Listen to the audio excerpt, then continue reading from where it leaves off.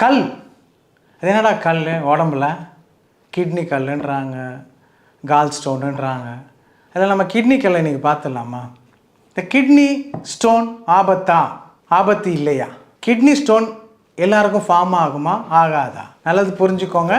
Kidney கல் form ஆச்சுன்னா உங்கள் கிட்னி ஃபங்க்ஷன் ஆகுதுன்னு அர்த்தம். அது குறையாக ஃபங்க்ஷன் ஆகுதுன்னு அர்த்தம். அந்த கிட்னிக்கு ஆற்றல்கள் கம்மியாக இருக்குன்னு தான் அர்த்தம். கிட்னி டேமேஜ் ஆகலை, புரிஞ்சுக்கணும். அப்போனா கிட்னி ஸ்டோன் ஏன் ஃபார்மேஷன் ஆகுது? கிட்னியோட ஃபங்க்ஷன் என்ன? ஒரு எக்ஸ்கிரேட்டரி சிஸ்டம்.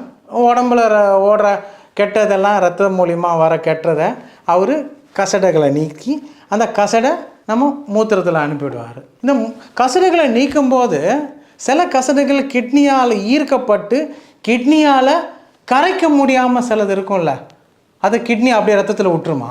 விடாது. நம்ம உடம்புல நீ எப்போ ரத்தத்தில் திருப்பி அங்கே போவான்ட்டு அதை ஒதுக்கி வச்சுப்பார். எனக்கு என்னைக்கு பவர் கிடைக்குதோ அன்னைக்கு அதை உடச்சி வெளியே அனுப்புவான்னு. இப்படி சிறுக சிறுக அது சேர்த்து வச்சது கிட்னிலே தங்கிக்கும்.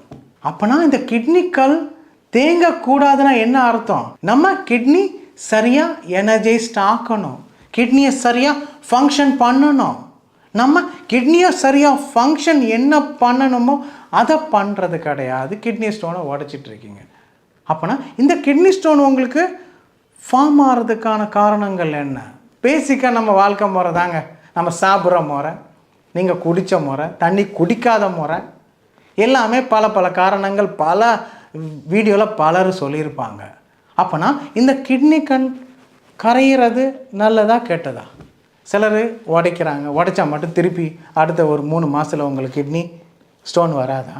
கிட்னி ஸ்டோன் எல்லாருக்கும் எல்லா நாட்களும் எல்லா நொடியும் ஃபார்ம் ஆகும். அது ஃபார்ம் ஆகிறது ஒரு 3 சென்டிமீட்டர் கீழே இருந்துட்டா நம்ம நைட்டு தூங்கும்போது அந்த கிட்னிக்கு எனர்ஜி கொடுத்துட்டா காலையில் வெளியே வந்துடும், தினமும் வரும். நீங்கள் ஆரோக்கியமாக இருந்தால், நீங்கள் ஆரோக்கியமாக இல்லாதனால தான் அது கெட்டி கட்டியாக சேர்ந்து பல நாட்கள் சேர்ந்து அது அந்த இடத்த விட்டு நகர முற்படும் போது வலி தாங்க முடியல. அப்போனா எத்தனை நாள் நீங்கள் வாழ்க்கையை தவறாக வாழ்ந்தீங்கன்னு நீங்களே புரிஞ்சுக்கோங்க. ஒரு வாட்டி உங்களுக்கு அந்த பிரச்சனை வந்துச்சுன்னா, ஒரு வாட்டி அதை சரி பண்ணிட்டீங்கன்னா திருப்பியும் அதே வாழ்க்கையை வாழக்கூடாது, புரிஞ்சுக்கணும். அப்போனா ரத்தத்தில் இருக்கிற கெட்ட அணுக்கள் தான் அதுக்கு காரணம். அந்த கெட்ட அணுக்களை நம்ம எப்படி வெளியேற்றலாம்? ஈஸிங்க. எல்லா வகையான நார்ச்சத்துகளும் நிறைஞ்சதை சாப்பிட்டா போதுமே. எப்படி சாப்பிட்லாம்? டெய்லி சாப்பிடணுமா? அதெல்லாம் ஒன்றுமே கிடையாது. எல்லோரும் சொல்லுவாங்க வாழைத்தண்டு சாப்பிட்டா நல்லது, அவரைக்காய் சாப்பிட்டா நல்லது தான். அதை நீங்கள் பக்குவமாக சாப்பிட்டீங்கன்னா நல்லது. அதையும் சாப்பிட்டுட்டு நம்ம 3 வேளையும் சாப்பிட்டா உங்கள் உடம்புக்கு கிட்னிக்கல் ஃபார்ம் ஆகுது, அவருக்கு ஃபார்ம் ஆகலை, அவர் 3 வேளை சாப்பிட்டுட்டு போட்டோம். நம்ம உடம்புக்கு கிட்னிக்கல் ஃபார்ம் ஆச்சுன்னா நம்ம வாழ்க்கை முறை மாற்றி தானே ஆகணும். நீங்கள் ஏன் மாற்ற மாட்டீங்க? நான் கிட்னி ஸ்டோனுக்கு உடைக்கிறேன், நான் நார் சத்தை குடிக்கிறேன், அந்த டானிக் குடிக்கிறேன், இந்த மருந்து எல்லாம் சரி தான். கிட்னி ஸ்டோன் எனக்கு இனிமேட் ஃபார்ம் ஆகும். ஆனால் வாழ்க்கை முறையை மாற்றணுமே, உங்கள் எக்ஸசைஸ் பேட்டர்னை மாற்றணுமே, உங்கள் தொழிலை மாற்றணுமே. சார் நான் டிரைவராக இருக்கிறேன், நான் நைட் ஷிஃப்ட் பார்க்குறேன். அப்போனா உனக்கு அந்த வேலையினால் பிரச்சனை, அந்த வேலையினால் உன் உடம்புல உன் கிட்னிக்கு போகிற நரம்போட்ட பாதை தடைப்படுது.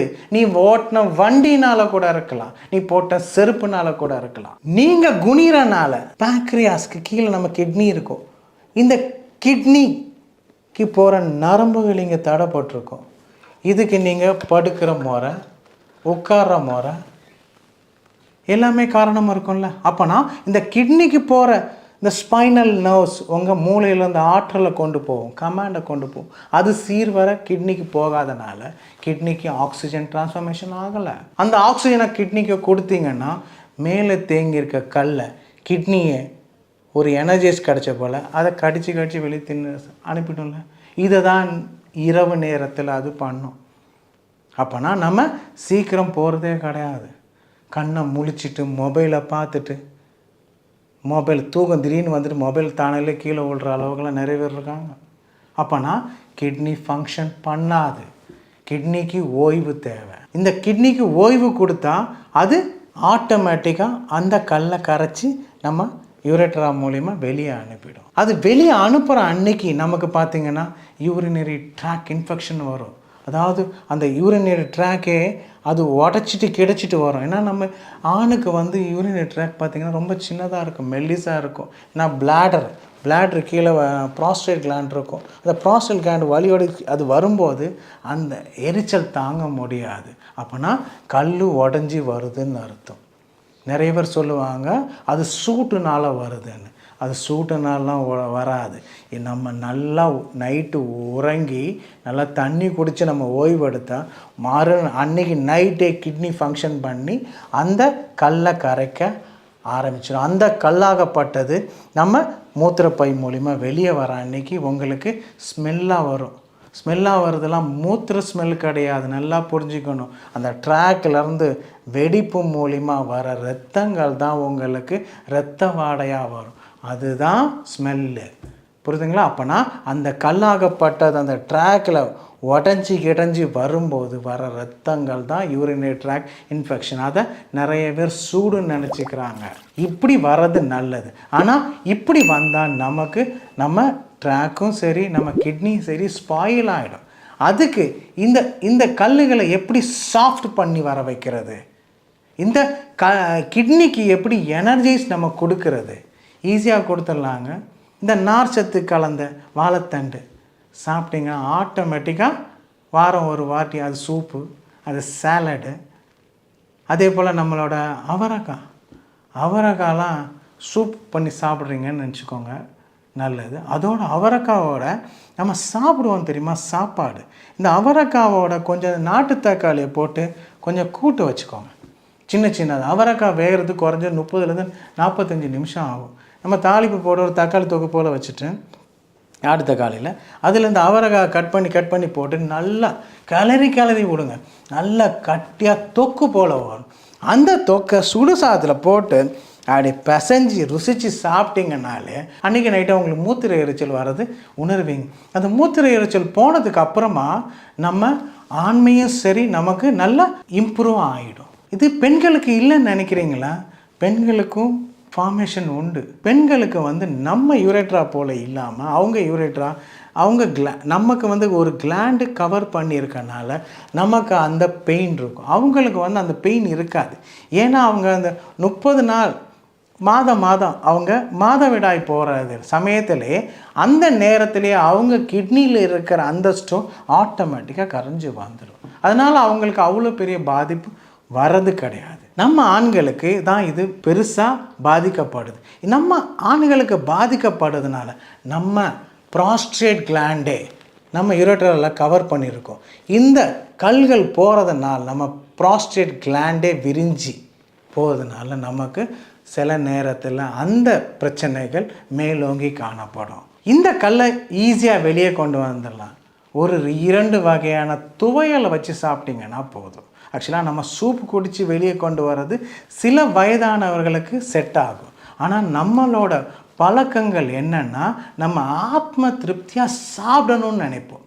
சாப்பிடணும்னு நினைக்கும் போது தான் கிட்னியில் இருக்கிற செல்லுகளுக்கு அந்த சாறு போகும், அந்த சத்து போகும். அப்போனா நாம் உணவு அருந்த வேண்டும். அந்த ஆகாரத்தை நம்ம எதில் அருந்தலாம்? நம்ம துவையல் மூலிமா அருந்தலாம். இது ஒரு ரணக்கள்ளி துவையல், ஒரு மூக்கிரட்டை துவையல்.